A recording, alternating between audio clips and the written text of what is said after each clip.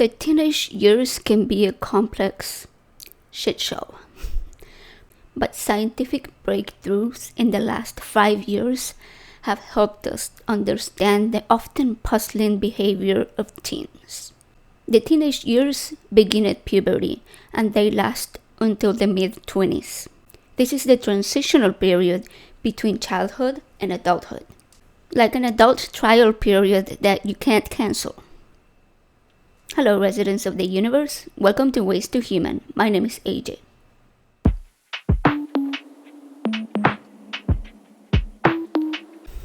The adolescent brain has always been portrayed as broken, immature, or contributing to problematic behaviors.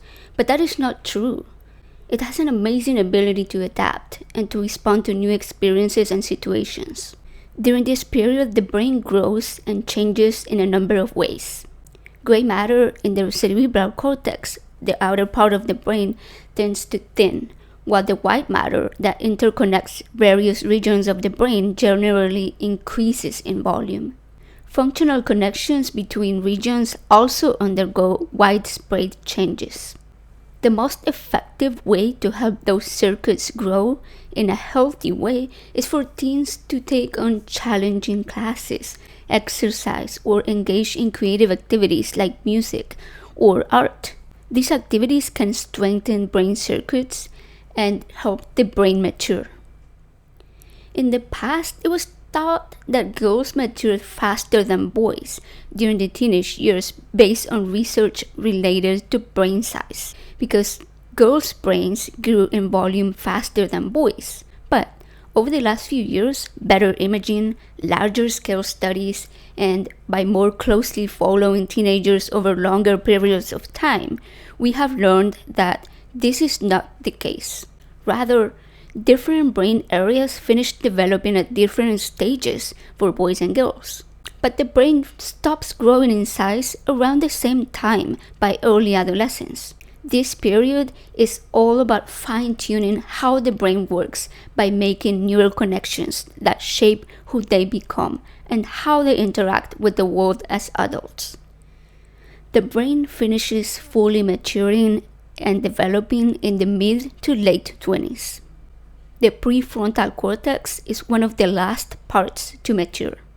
This area is responsible for skills like planning, prioritizing, and making good decisions.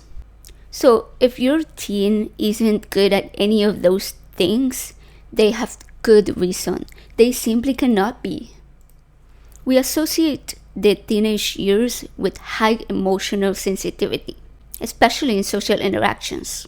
But researchers have discovered that there are specific brain circuits that are being created during the period which are linked to that sensitivity. This has helped them differentiate cases where it's a beneficial trait that helps teens reach emotional maturity versus a risk factor that may predict a mental health problem in the future.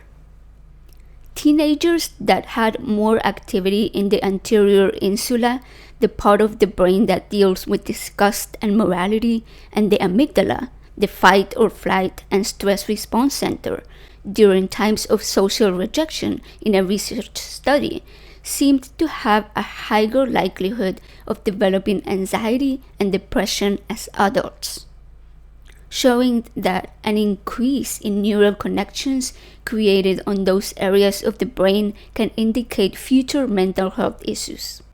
One way to prevent this is to make sure that your teen has access to positive coping skills and tools to help them during stressful situations. This kind of research has been extremely beneficial in finding solutions for depression, anxiety, and even ADHD in teens by looking at how specific behaviors, such as inattention or lack of interest in life, and how these behaviors create the circuits that lead to further decline of the condition and even genes related to increased risk of specific conditions. Scientists found that teenagers do poorly with psychology techniques such as CBT or cognitive behavioral therapy or exposure therapies for OCD that aim at reducing fear And the reason for this is that the prefrontal cortex is in charge of reprogramming brain circuits involving fear, fear memories, and decision making, which I mentioned earlier, doesn't finish developing until age 25. One way to solve this problem is to bypass the prefrontal cortex and to focus on influencing the amygdala and the hippocampus. These areas are in charge of memory consolidation or recording and storing memories in the brain, and they have a much higher focus on emotions and memories, which is easier to mold in the teenage brain. The teenage brain is highly motivated by reward.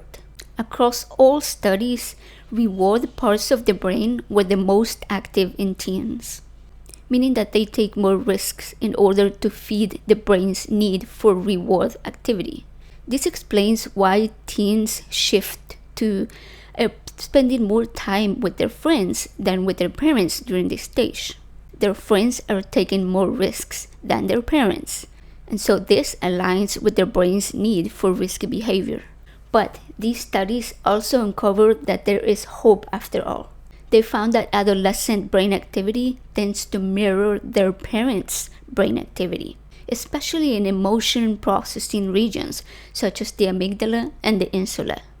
So the way parents respond and interact to situations will have a major influence on teen behavior.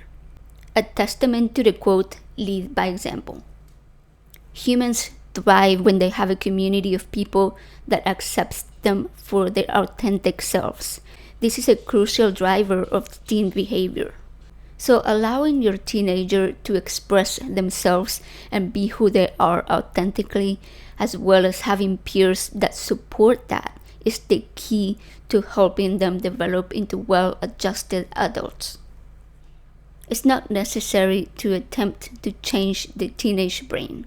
Rather, use our knowledge and advancement in science technology to shape social contexts and environments that offer growing teens the most beneficial experiences.